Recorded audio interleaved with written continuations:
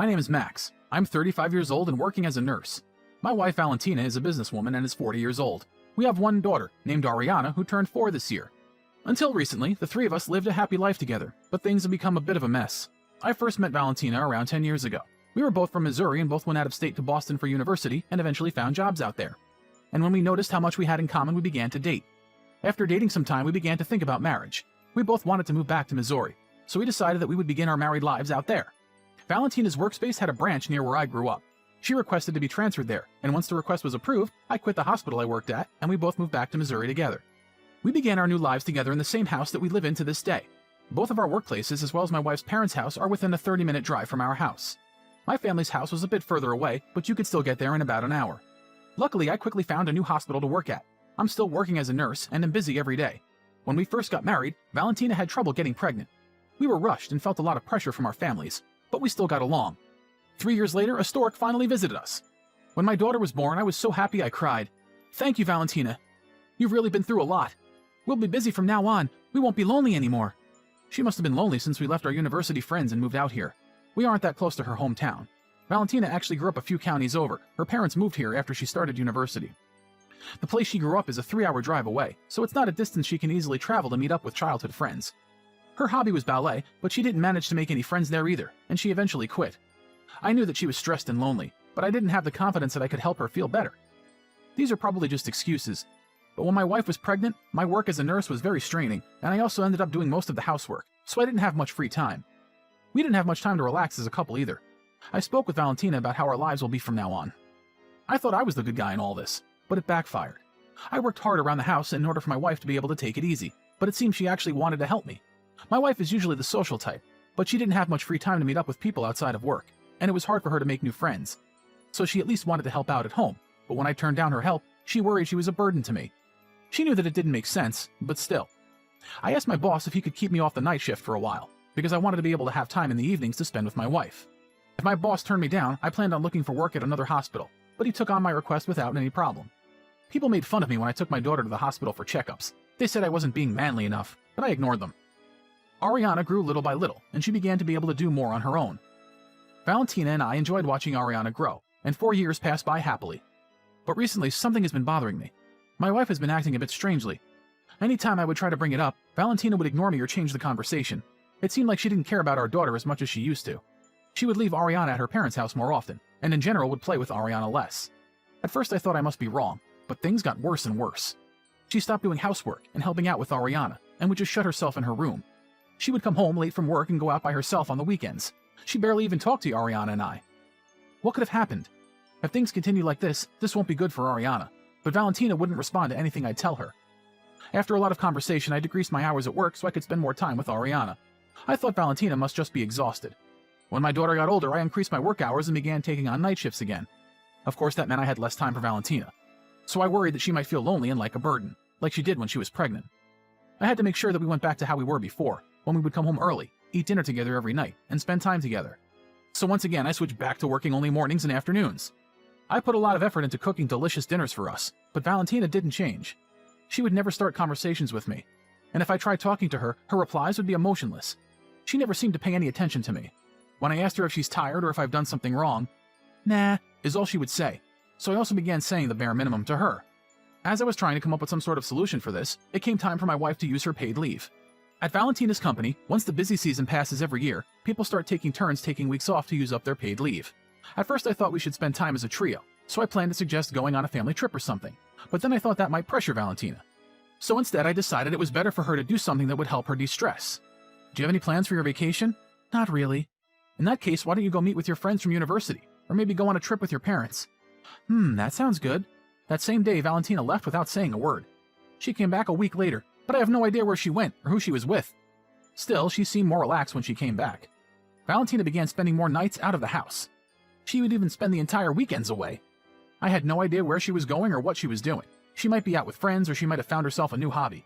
We barely talked, but I didn't want to stress her out or put her in a bad mood. I felt weaker than usual, so I went to get a checkup at my hospital. The results of my blood test weren't very good, so I was told to get a more detailed examination. After the second exam, they found I had a malignant tumor. It was really lucky that I had gotten this checkup early enough to discover this tumor before it became too serious. The surgery could be done endoscopically, so it wouldn't be very hard on me, but still I was feeling sad. I told Valentina about what had happened.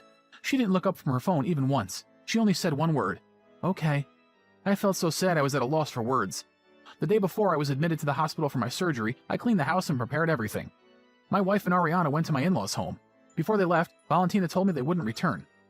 Yesterday she told me she wanted us to divorce. This wasn't because of the tumor or the surgery, but because of the recovery period after.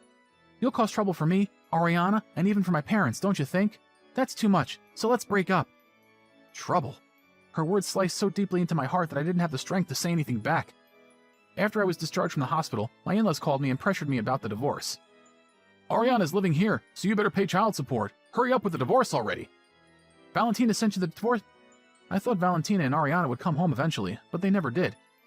My wife didn't say anything when her parents called me. Stunned, I cleaned the house, but something bothered me. Even though Valentina was supposed to have been at her parents' house this whole time, our home was a mess. Had she come back? Then I found something. I found men's clothing when I was cleaning her room. So it's true. I took out the large brown envelope I had been hiding and peeked inside as my hands trembled. It was a report from a private investigator I had hired when my wife began acting strangely. I picked it up from the investigator's office the other day, but since I was told the contents would upset me, I got so scared I never actually looked inside. And he was right, they did upset me. The worst part was, she brought her lover to our own home. I felt so disgusted that I ignored the pain from my surgery wound and thoroughly cleaned the whole house. I eventually started going to work again. At work, they kindly gave me tasks that were a bit easier on me so I wouldn't push myself. One day, something big happened. Valentina got into a car accident and was brought to my hospital. The car accident happened while she was out on a date, so her lover was brought to my hospital with her. I ran into the treatment room. "I'm Valentina's husband, where is she?" Everyone in the room was confused. All the staff treating Valentina and her lover had assumed the two of them were married. "Huh? This is your wife?" "The man who was just here now. Oh, he's gone. He only had a few scratches, so he went home." The nurses whispered to each other while treating Valentina. "I will take your clothes off now." When the nurse said that, Valentina suddenly screamed, "Don't look!" "It'll be okay." A few nurses held Valentina down and took off her blouse and undershirt. "What?" I exclaimed. On the left side of her chest, she had a tattoo. The tattoo was of a heart and arrow, with a man's name. I couldn't believe it. I left my wife behind and ran out of the room. I got to see that her life wasn't in danger, so I didn't want to embarrass myself anymore. My wife had broken her collarbone and ribs, so she was hospitalized. The staff asked me if I could bring Valentina a few sets of clothing, so I went back home. A few hours later, I brought Valentina's stuff into her hospital room. Her treatment had finished, and she was laying in her bed. Sitting by her side were her parents and Ariana. "Daddy!" "Ariana, are you doing okay?" "Yeah, are you not sick anymore?" "Yeah, I'm feeling better now. Meeting my daughter gave me strength." I wanted to speak to Valentina and my in-laws, so I asked one of my colleagues to take care of Ariana for a minute. I put through the papers for our divorce. "Wait, at a time like this?" "It's okay, Mom, the sooner the better." "I will raise Ariana." "What are you saying? You can't decide that by yourself. We will take Ariana." "Then let me ask. Valentina, do you know the place that Ariana always wants to go to most? Do you know what vegetable she just started eating? Or her favorite characters?" "You can't answer, huh? That's because you don't spend any time with her, right? You plan on leaving her to your parents to take care of, right?" I handed my in-laws the brown envelope. When they saw what was inside, their faces went pale. But they didn't seem too upset. My in-laws must have known about my wife's affair. "I will take custody of Ariana, so you don't even come near my daughter again." "You can't stop us from meeting her." "Valentina has that man's name tattooed on her chest. Do you think that's appropriate for a mother to do?" Valentina's parents didn't seem to know about the tattoo. I continued, and explained how they made a mess of our home. I told them that inviting her lover to our home while I was in the hospital was something I could never forgive. The fact Valentina would ignore her daughter to meet her lover. Since her parents helped her hide it, they were also to blame. I told them that I would be taking custody of Ariana and would be expecting to receive child support. I also mentioned that I would be requesting alimony from Valentina's lover. She would abandon her own daughter to spend time with her lover. There's no way I could leave Ariana with her.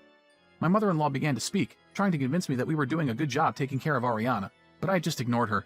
"If you want to go through mediation or take this to court, that's fine with me. But I'm sure if you do that, everyone will find out that this all happened because of Valentina's affair."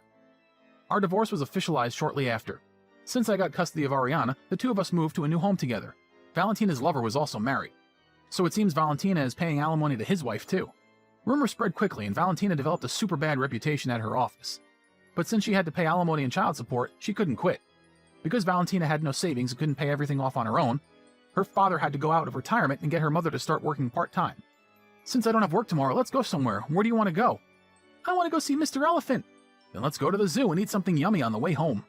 Yay! My health improved a lot, and now I'm living a peaceful and happy life with my daughter.